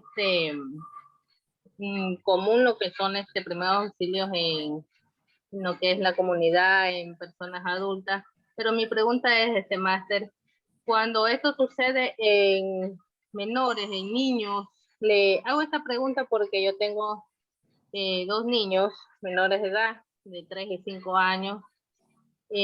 No nos escapamos de que alguna vez vaya a haber alguna situación que se amerite esta atención psicológica, ¿no? Estos primeros auxilios.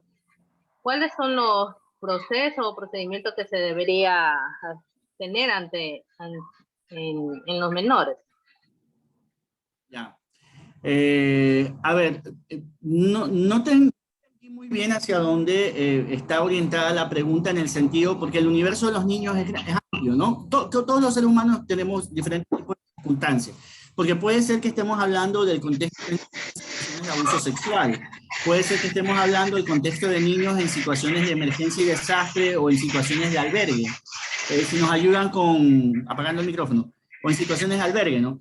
En el tema del abuso sexual, por lo general, lo primero que hay que tener en cuenta no es evitar la iatrogenia, que es algo que se comete mucho, la revictimización. Entonces, en el caso del abuso sexual, mientras menos intervengan, mejor. Y si usted trabaja bueno, en el caso del psicólogo, el psicólogo dentro de una institución de salud no hace intervención con el paciente abusado, ¿ya? Debe hacer intervención con la familia, porque eso ya se convierte, eso es un delito, ¿ya? Y para eso están los peritos, que son los que deben de tomar, hacer las primeras entrevistas y demás.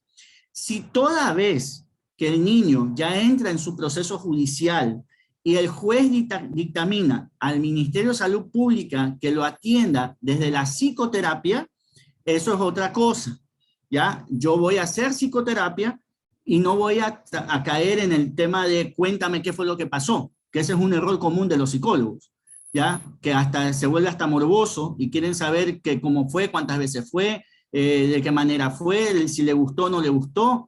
Son preguntas que no vienen para nada al caso. Y yo conozco lastimosamente de muchos colegas que actúan de esa manera, ¿ya? Entonces, si ya hay una revisión, que incluso hasta le llega un informe de qué es lo que ha pasado, al psicólogo no le interesa ni cuántas veces fue ni cómo fue. Sabemos que hay un hecho traumático y nosotros vamos a trabajar en la terapéutica desde el hecho traumático en adelante, no sobre lo que ya pasó, ¿ya? En el caso de trabajo social, en este contexto de abuso, pues ustedes básicamente son quienes activan las redes de apoyo, son ustedes los que básicamente de alguna manera están llamados a poner en conocimiento a la personería jurídica de la institución a la que se deban, y independientemente de aquello, como ciudadanos, cuando conocemos de estos casos, hay vías en las cuales nosotros podemos activar una situación por el tema de abuso sexual. En el caso de que sea en contextos de emergencia y desastre, pues lo que se debe de evitar hacer es, por ejemplo, la no separación de los hijos de los padres. Hace años había una mala práctica en este sentido, ¿no? Que se ponía a los niños en un lugar, a los papás en otro lugar, y eso aumentaba los niveles de ansiedad de los niños. Entonces, lo que menos tenemos que hacer es separar a la familia en las situaciones de albergue. Entonces, ahora los albergues son albergues familiares. Se determinan cuántas familias pueden estar ubicando un espacio, ¿no? Entonces, ese tipo de situaciones son una de las que se tiene que tomar en cuenta. A los niños no se les debe de mentir, ¿ya?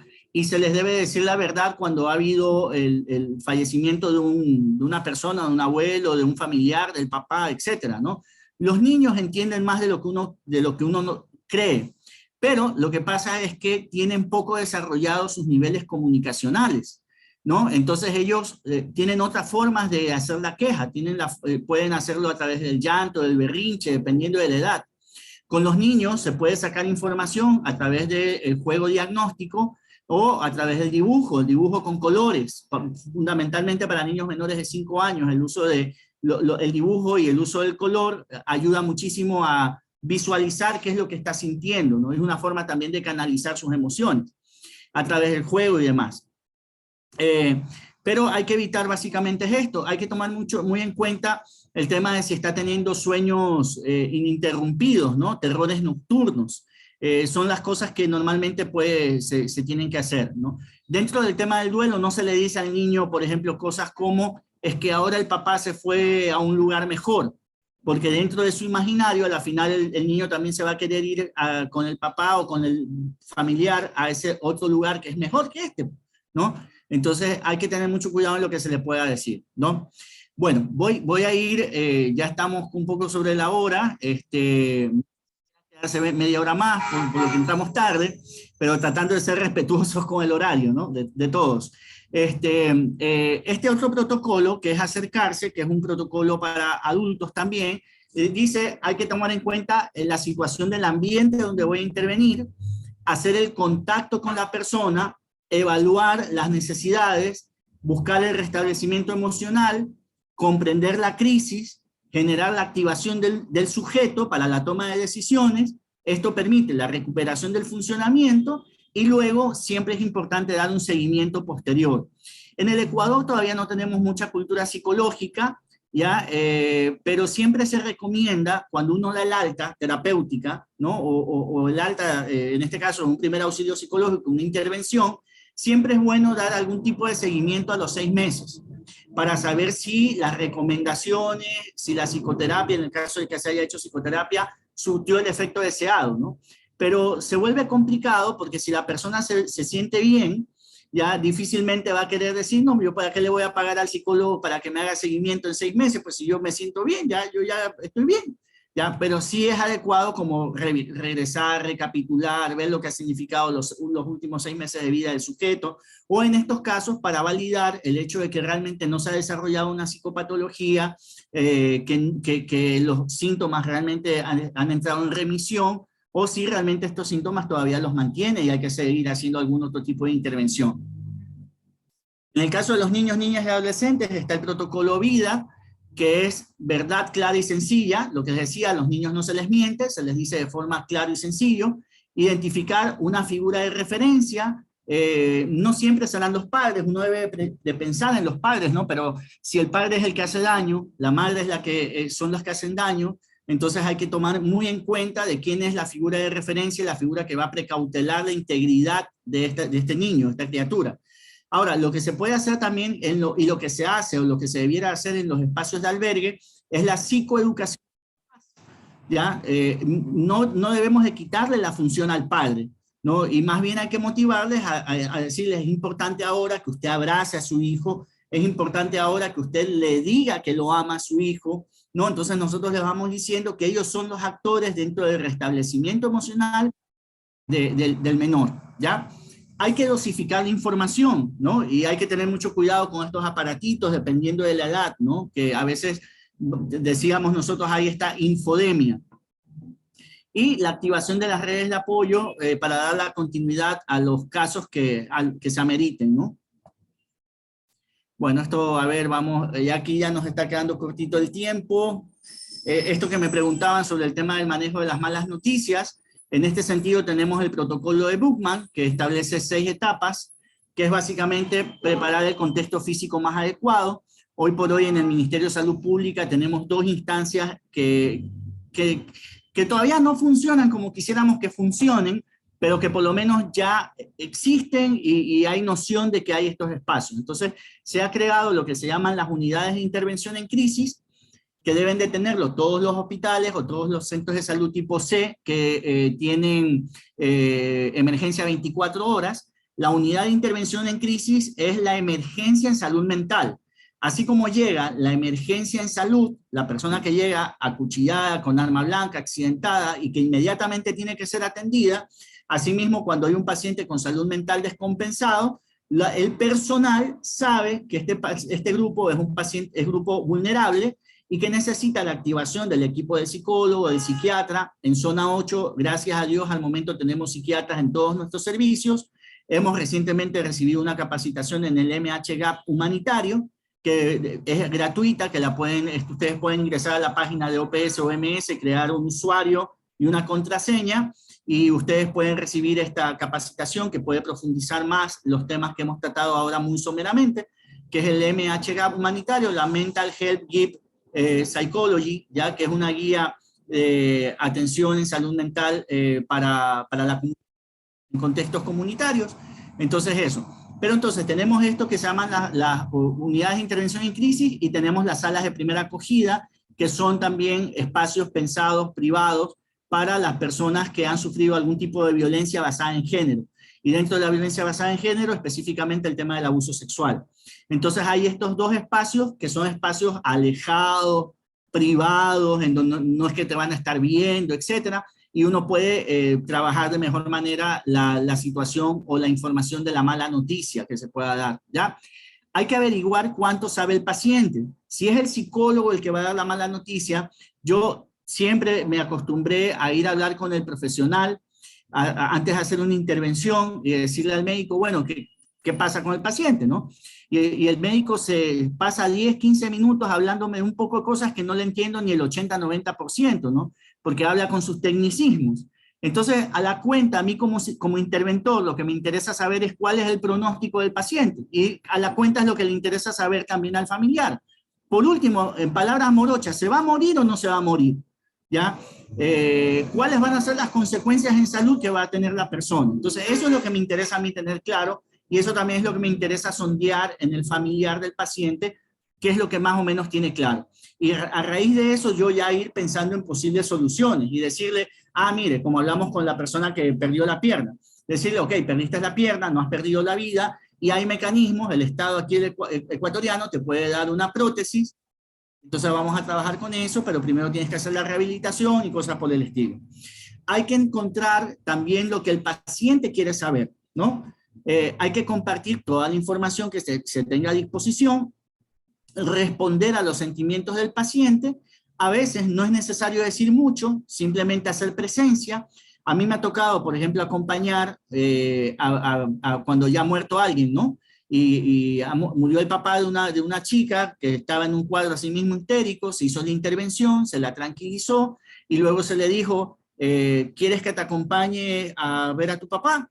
¿Ya? Entonces la chica dice, sí, vamos. Entonces yo la acompañé, fuimos a ver al papá, a la morgue del hospital, ¿no? Y yo lo único que hice fue estar parado al lado de ella.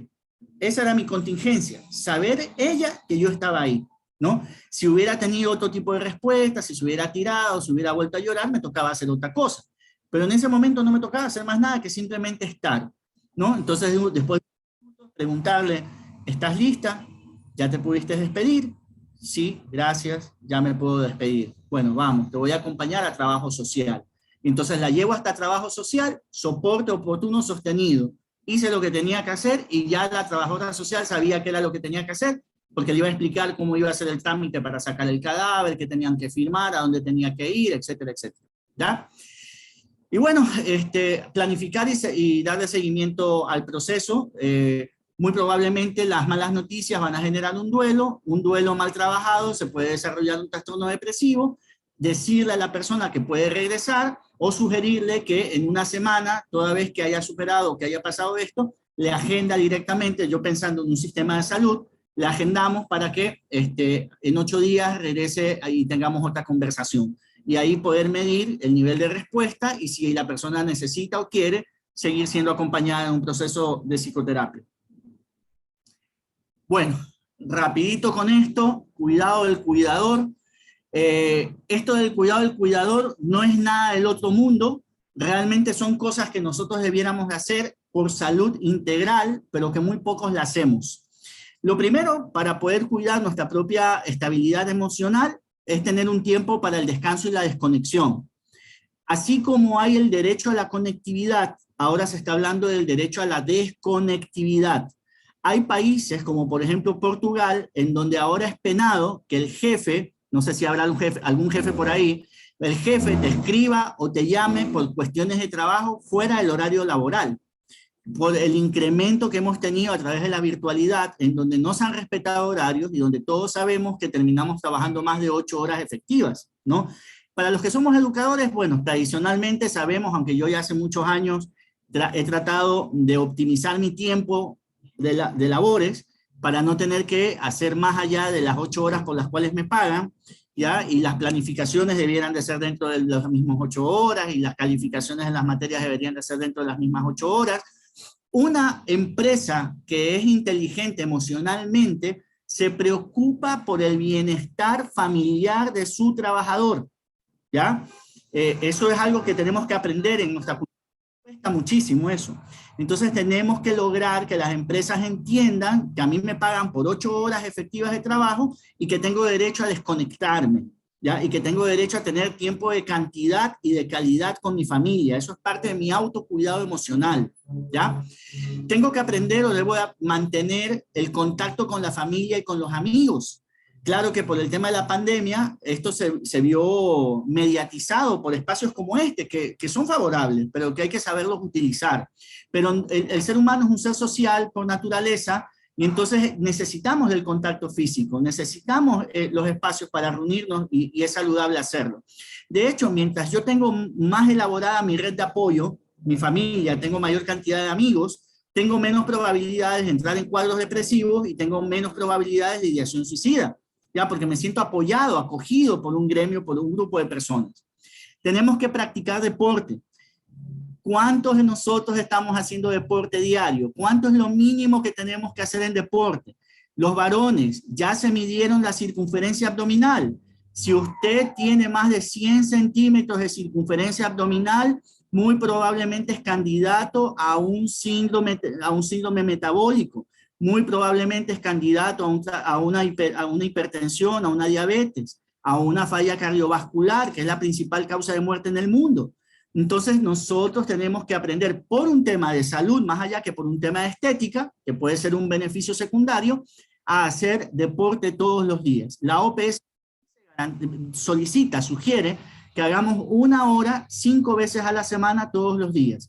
Mínimo 30 minutos de ejercicios calistémicos y 30 minutos de ejercicio musculoesquelético. Al hacer ejercicio, usted genera endorfinas, bioquímica de las emociones. Las endorfinas son las hormonas del buen estado de ánimo, ¿ya? Y es parte de las recomendaciones de terapia para los trastornos de ansiedad y los trastornos de depresión. Es la forma más barata y la más efectiva de antidepresivo, hacer ejercicio. Entonces póngase la meta de hacer ejercicio por cuidado emocional 1 hora 5 veces a la semana. Practicar actividades de ocio y culturales, fundamentalmente el hecho de retomar la sana lectura, buscar lecturas edificantes. Si usted no nutre el cerebro, si usted no lee, si usted no ve cosas edificantes, se contamina y su cerebro es chiquito y limitado. Por eso nosotros en la terapia hacemos reestructuración cognitiva a través de audios, videos, lecturas, etcétera, para que los pacientes tengan otras miradas y posibilidades para tomar mejores decisiones o decisiones mucho más informadas. Hay que aprender a tener contacto con la naturaleza. Ya tuvimos hasta un ministerio que nos enseñó a abrazar los árboles, pero realmente es muy efectivo. Tenemos un país chiquito, diverso, rico. A 1 hora tenemos playa, a 2, 3 horas tenemos subtrópico, a 4 horas ya tenemos la sierra, etcétera. A veces no es no requiere mucho gasto, pero es importante tener contacto con la naturaleza, aprender a poner los pies sobre la tierra y la mirada en las estrellas. Tenemos que aprender a tener técnicas de relajación y meditación. Más del 90% de los dolores de cabeza son por falta de oxígeno al cerebro, porque no estamos respirando bien o respiramos mal. Entonces tenemos que aprender a respirar, ¿no? Oxigenar el cerebro. Y las técnicas de relajación, las técnicas de meditación, ya en medicina basada en evidencia, reporta significativamente la reducción de los niveles de estrés. Tenemos que aprender a mantener un hobby y practicarlo, y tomar el sol durante 30 minutos al día a horas recomendables. No vamos a salir a tomar el sol al mediodía, donde está toda la caída canicular del sol, donde están más los niveles de UV activos. Las horas adecuadas son entre las 5 y 9 de la mañana y entre las 5 y 9 de la noche en aquellos países que se permite la presencia del sol hasta esas horas. ¿Ok? Bueno, y con eso quedo agradecido por su tiempo, por haberme escuchado. No sé si tengan alguna otra duda o pregunta. Y bueno, comentarles, quedábamos pendientes con el tema que me solicitaron, quizás hacer una especie de ejercicio, o más que ejercicio, comentarles lo que ha sido la experiencia en el tema de la aplicación de cárceles, de primeros auxilios psicológicos en las cárceles. Si podemos pasar las diapositivas. No tengo inconveniente en pasárselas, las diapositivas están ahí, yo se las paso, no hay problema. Pero sí me gustaría que por favor sean muy respetuosos del derecho de autor, ¿ya? Son diapositivas institucionales, para comenzar. Son diapositivas del Ministerio de Salud Pública, son diapositivas que fueron hechas por miembros de la Sociedad Ecuatoriana de Psicotrauma en Emergencias, Catástrofes y Desastres, de la cual soy parte del directorio, y que los invito a aquellos que estén deseosos de profundizar y de trabajar en este espacio, pueden ser parte de la Sociedad Ecuatoriana de CEPACET, que es una sociedad que la hemos conformado ya desde hace 6 años, que tiene un reconocimiento ya nacional e internacional. Justo estamos creando ya un diplomado binacional de salud mental en emergencias y catástrofes y desastres, con aval de la CEPACET, con aval de la Ecotec y con aval de la Universidad de las Flores en Argentina. Eso es un proyecto que recién están haciendo y que Dios mediante será puesto en marcha en el 2022, ¿ok? Galut, págalo. Magíster, muy buenos días, compañeros, muy buenos días. A nombre de todos los asistentes, le quedamos muy eternamente agradecidos. Su ponencia excelente nos ayudó para tener más conocimientos. Para los que estamos siguiendo psicología, una excelente ponencia. Una vez más, muy agradecida por habernos impartido un poco de su conocimiento y hacernos a nosotros también llenar nuestros conocimientos y así saber un poco más acerca de una rama de la psicología. Muy amable, gracias.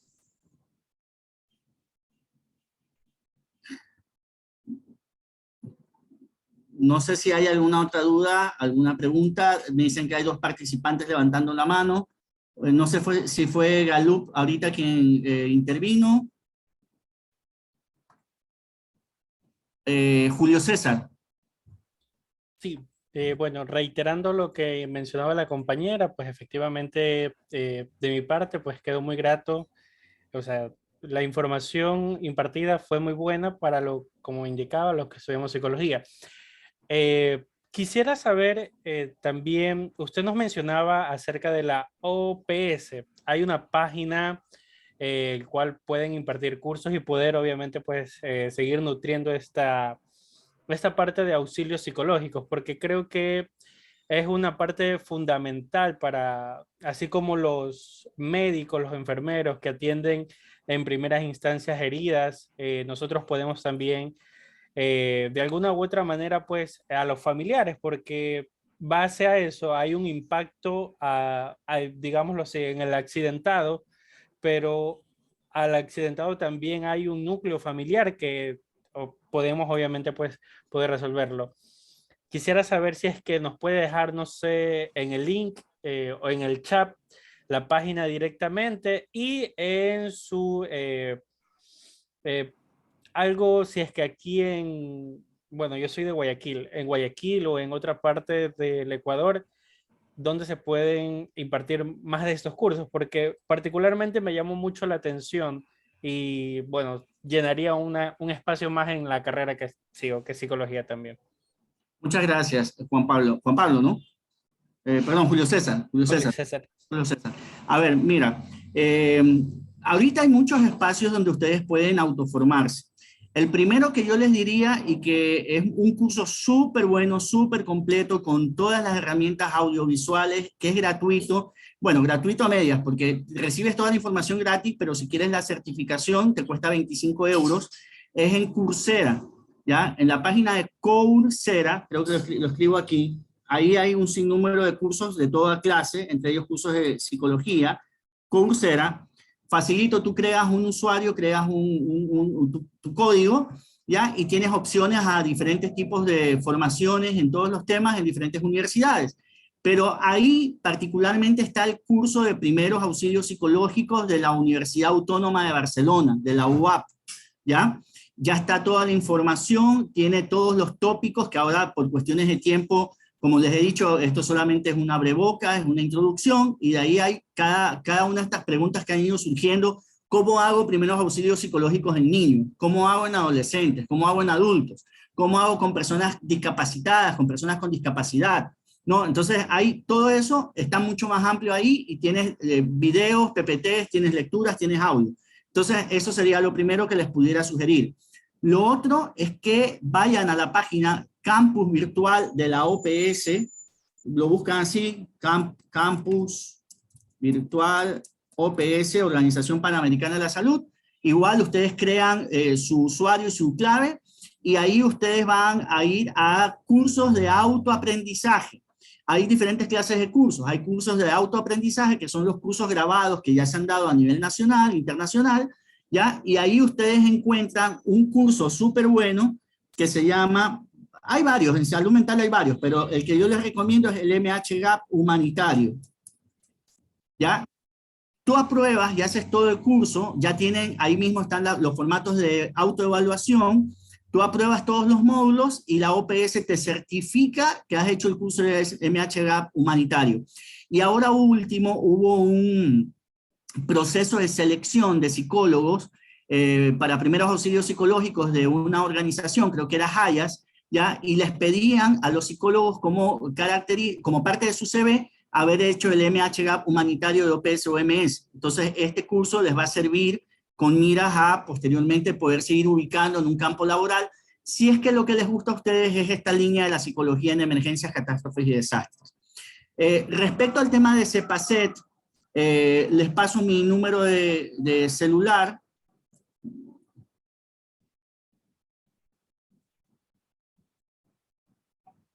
Me pueden escribir al 09639-70847 y los que quieran ser parte de CEPACET, ahí les puedo direccionar con nuestra secretaria nacional. Y también CEPACET hace un proceso de inducción a todos los nuevos miembros en donde se les da estos tópicos de primeros auxilios psicológicos. Tenemos ya una malla básica que deben de aprobar antes de ser miembros y luego continuamente estamos haciendo capacitaciones a nivel nacional y a nivel internacional. ¿Ya? Entonces, eso. Estamos a las órdenes y pues no sé, algo más. Ya escribí mi número en el chat. Mi número es 09639-70847. O si no, pues a través de Natalie me pueden ubicar. 09639-70847. Sí, así es. Bien, entonces, Natalie, no sé si es que haya algo más, si hay algo para compartir algo de la experiencia o vamos cerrando. Buenas tardes, Máster. Natalie se retiró de la reunión por una emergencia y me dejó a cargo. Disculpe por no encender la cámara, sino que estoy bastante delicadita de salud y me dejó al frente de la capacitación.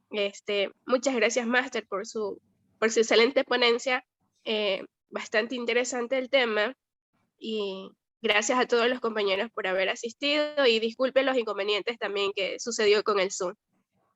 Bueno, gracias y hasta una próxima oportunidad. Un abrazo, pasen bien. Buen fin de semana.